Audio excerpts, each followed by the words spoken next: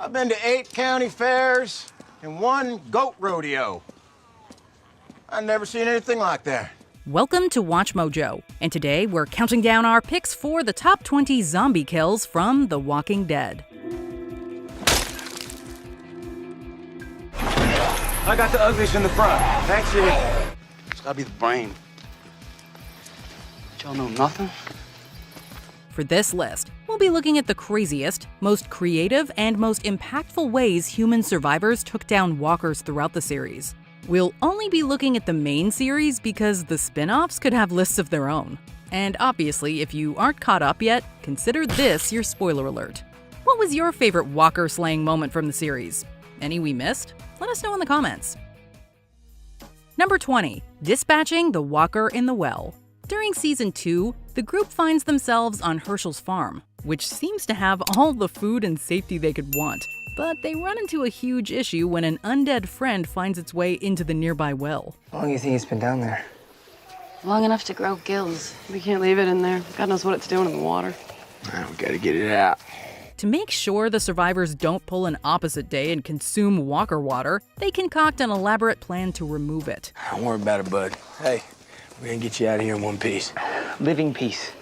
The living part is important. A reluctant Glenn has to be lowered down into the well so they can tie a rope around their enemy and pull it out. The tense sequence ends with the walker falling apart in a memorable and disgusting scene. An understandably angry T-Dog makes sure to finish off what's left of his foe. Jeez, we hope you weren't eating anything when you watched this. Good thing we didn't do anything stupid like shoot it. Number 19. Maggie slays with a street sign. We should go. I thought we were looking for Glenn. If he saw one of these, he would go looking for me, looking for him. After losing her relatively comfortable home at the prison and getting separated from most of her allies, Maggie becomes desperate to find her husband Glenn. She is so dead set on reuniting with him that she leaves her remaining friends and goes on a solo journey to find him. She didn't want us to come. She made her choice for her. I don't care. She's alone. When Sasha catches up with Maggie, they accidentally attract a group of walkers. A frustrated and enraged Maggie takes out her frustrations on her undead foes with a street sign. She's able to make quick work of her enemies with the sharp weapon. Although Maggie didn't get the reunion she wanted, she gave us an incredibly badass new way to slay walkers. Number 18. Daryl pulls out a win. Sophia! While desperately trying to find Carol's lost daughter Sophia, Daryl endures serious pain after tumbling down a ridge and falling on one of his own arrows. One attempt to climb to the top results in another fall, and disturbing visions of his brother taunting him. You're gonna die out here, little brother. And for what? Girl. I lost a little girl. Fortunately, Merle's less than kind words are exactly the motivation Daryl needs to fight the walker nipping at his boots. In his delirious stupor, he finds the clarity to remove the bolt that injured him and repurpose it to slay an enemy. Even when Daryl is in the direst of situations, enemy walkers do not stand a chance. You're welcome. How's he looking? I had no idea we'd be going through the antibiotics so quickly. Number 17. Rick wastes Winslow. Need to know you're real with this. That you're worth it.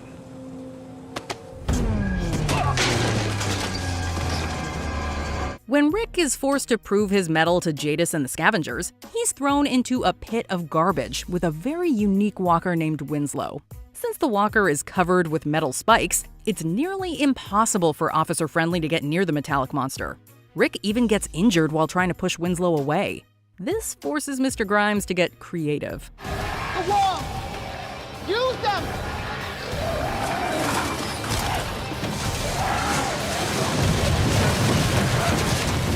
After listening to Michonne's advice, he uses the surrounding trash to pin the walker. Rick cements his victory by using a piece of glass to dispatch the metallic walker. While it might not be the most flashy final attack, the unique challenges Winslow presented were enough to make its end unforgettable. You had that thing down there for someone to prove themselves? No. His name was Winslow. Number 16. Daryl tees up walkers. We might as well do something. I can take care of myself, and I'm gonna get a damn drink.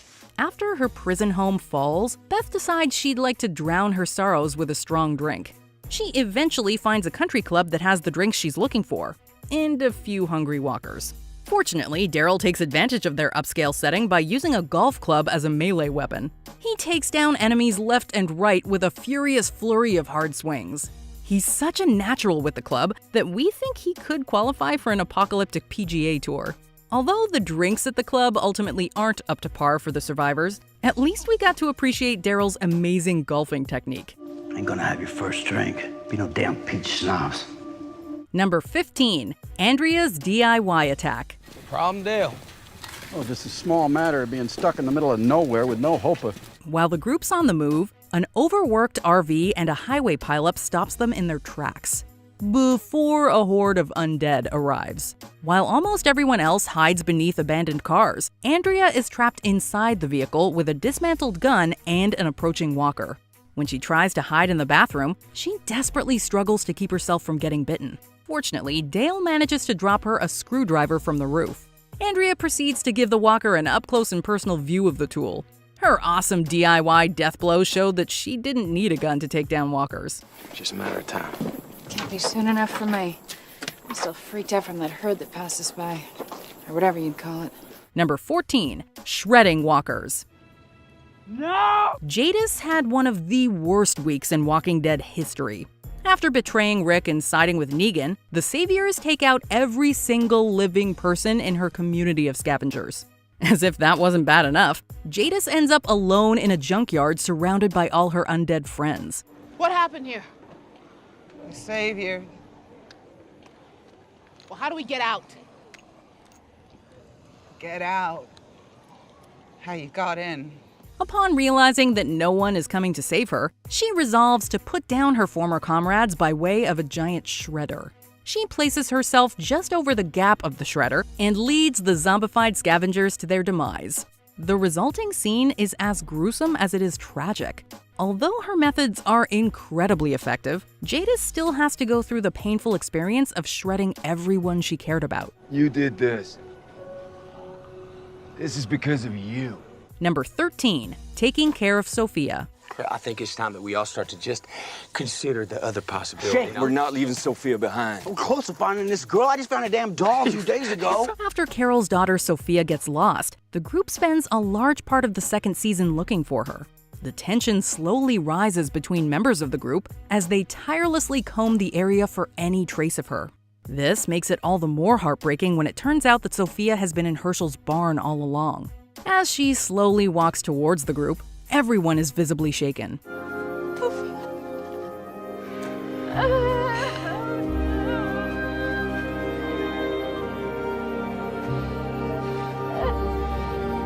Ultimately, Rick steps up and solemnly puts the reanimated Sophia down. The jarring and incredibly sad nature of her demise marked a huge turning point for the series. If someone like Sophia could die, then any of the survivors could. This is Sophia. The whole group. This one was different. Number 12. The governor eliminates a pit of walkers. I've been on the road for a couple of months. By yourself? Yeah. The governor becomes incredibly unstable after losing Woodbury. However, he's able to find some solace with a small family of survivors. He forms an especially strong connection with a girl named Megan, who resembles his daughter Penny. I'm a pirate. No way.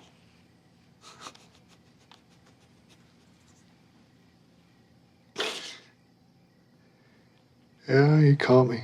When they fall into a walker trap, he proceeds to take out every single shambling enemy that dared to come near him.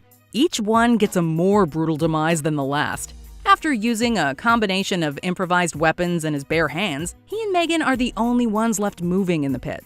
If you've ever wondered how savage the governor can get, his time in the walker trap should answer your question. I'm never gonna let anything happen to you. Number 11. Michonne gives the governor a penny for his thoughts. After vowing revenge on the governor for his shady actions, Michonne sneaks into his quarters and encounters a macabre scene. The governor seems to have a living captive restrained in his quarters. It's okay. I'm not gonna hurt you. But she's soon surprised to learn that the prisoner is the governor's zombified daughter, Penny. When the governor finds the katana-wielding survivor ready to put his reanimated relative down, he expresses uncharacteristic vulnerability and begs for mercy. There's no need for her to suffer. She doesn't have needs. Although it looks like Michonne will relent for a brief moment, she swiftly puts Penny down for good. This choice leads to one iconic brawl and an even more unhinged governor. Since Penny's demise has tons of horrific consequences, it is one of the most pivotal slayings in the series. You what you came for? Where are the rest of your people? Number 10. Daryl's Trunk Slam. As Daryl is traveling with his older brother Merle, they hear screams and shots. Hey, man, I ain't wasting my bullets on a couple of strangers ain't never cooked me a meal or flaciated my piece. While the eldest sibling refuses to help, the younger man rushes to the aid of a family. After taking down a few walkers, Daryl sees one making its way through the back of a vehicle that contains 2 innocent people. He wastes no time before dragging the walker out by its ankles and finishing it off with the trunk door. His save was both stylish and a great way to aptly demonstrate the difference between the two brothers. Get out of the car. I know you're not talking to me, brother.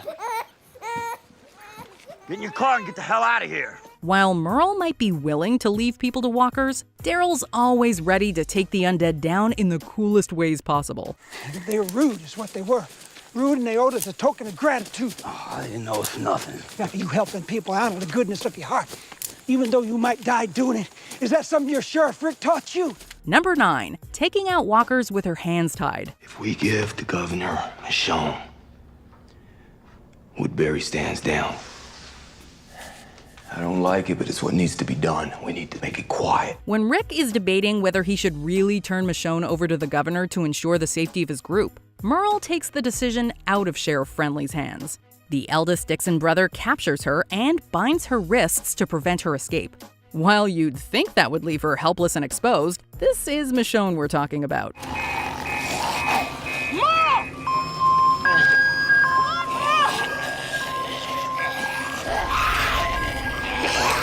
When walkers attack, she uses what's available: herself, her binds, and a post to take out 2 walkers. Michonne's actions are both brutal and resourceful. So, in a nutshell, Michonne gave us everything we love about a Walking Dead kill in one scene. Didn't ask him to do this little job now, did he? Nah, because he wants it done. Number 8. Daryl puts Merle down. Hey, little brother. What the hell? I was just about to haul back at you. What you doing down here? The Dixon brothers had a notoriously complex and rocky relationship long before the outbreak.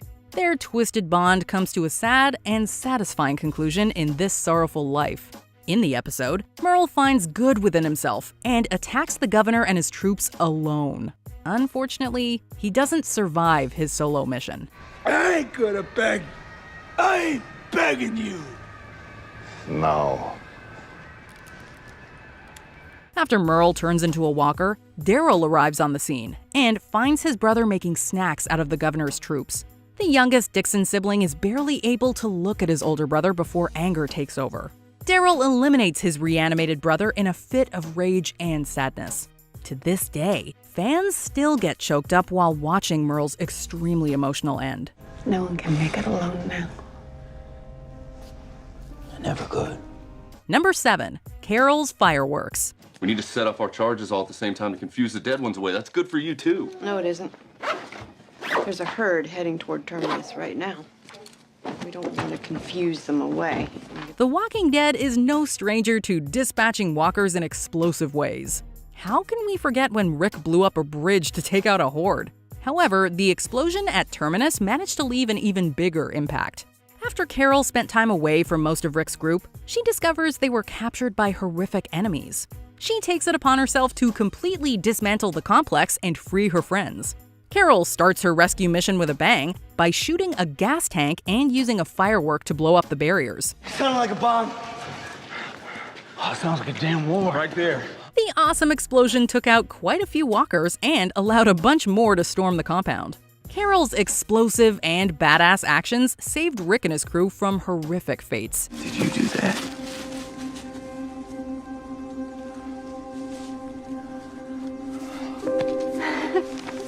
Number 6. Glenn gives a walker the chair. You don't even know why you're here, do you? I didn't mean you no harm. Taking care of the undead is difficult enough when your hands are tied. But imagine dealing with one while you're duct taped to a chair. While Glenn is captured and restrained by the governor, he gets an unwanted visit from a walker. Alrighty. I want to imagine how I felt fighting my way off that roof. He is quickly forced to get creative to prevent himself from getting bitten.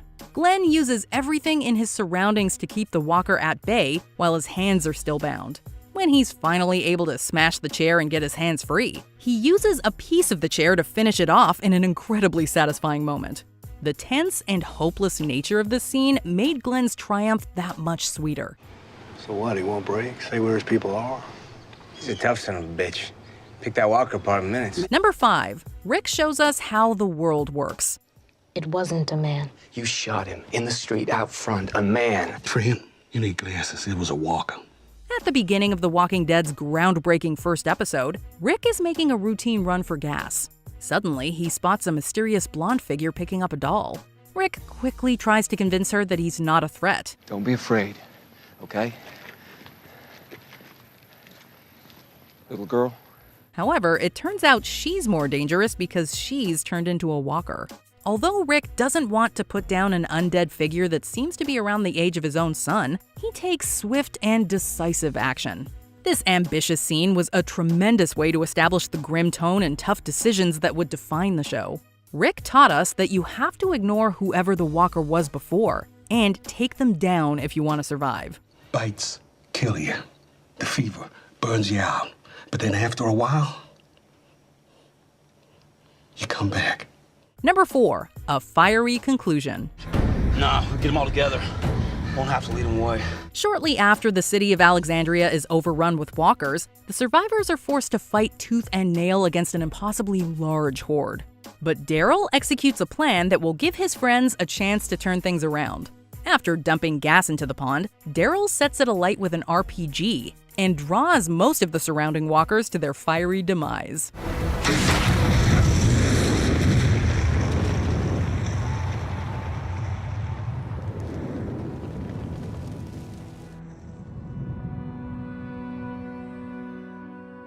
Not only is this an amazingly smart way to turn the tide, it also directly leads into one of the show's best scenes.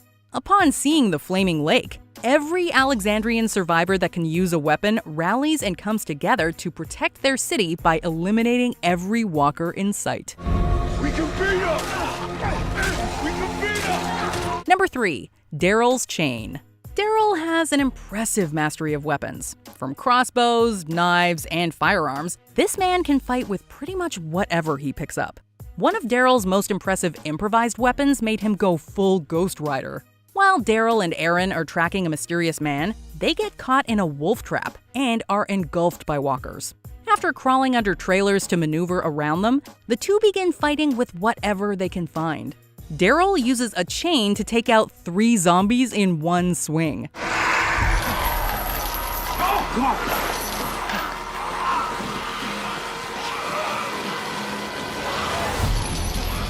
He was such a natural with the chain that we started to suspect he had practice.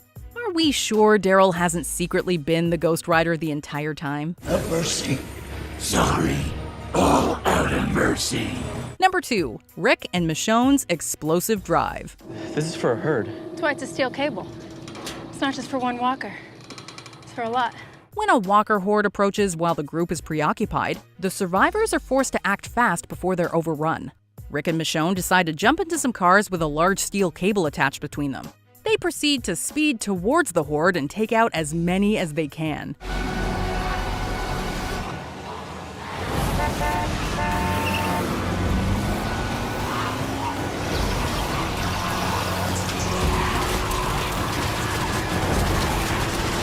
Since the show wasn't satisfied with the insane amount of walkers that were eliminated, the scene ends with a bang.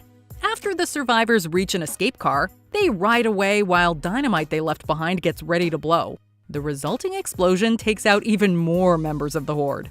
Although the steel cables and dynamite didn't take out all of Rick and Michonne's enemies, they still gave us a spectacular walker slaying scene. I pushed it. I pushed it. We're here. Before we unveil our top pick, here are some honorable mentions. Fire hose. Eugene puts a fire engine's water cannon to good use.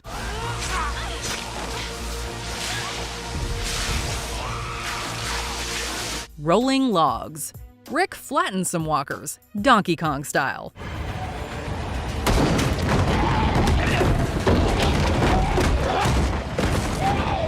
Michonne slices her way to Herschel. Michonne cuts down any walker that tries to stop her from saving Herschel.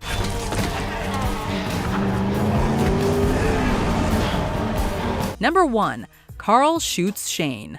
So this is where you plan to do it?